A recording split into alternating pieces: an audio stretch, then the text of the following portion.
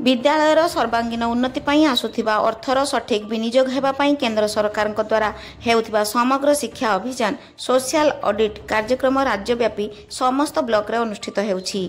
एही social audit पई बालेश्वर जिला बालियापाल ब्लॉक रे मोट 17टी क्लस्टर रे 61टी विद्यालय को चयन करा जायछि। कुंजबिहारी कृपासिंधु तापुंडिया सरकारी उच्च विद्यालयर 3 दिन धरी चलीथिबा ऑडिट कार्यर समीक्षा पई विद्यालयर प्रधान शिक्षयित्री कमलिनी प्रधान सभापतित्व सभा अनुष्ठित हो जाइछि।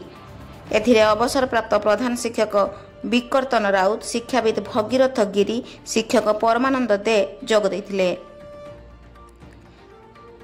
Block social auditor Sanjeev Kumar Jena विद्यालयर पानीय जलर गुणवत्ता, मध्याह्न भोजनर स्वच्छता, विद्युत संजोग, खेल पड़िया, पाठागार उपलब्ध प्रमुख विषयवस्तु उपरे आलोचना करथिले।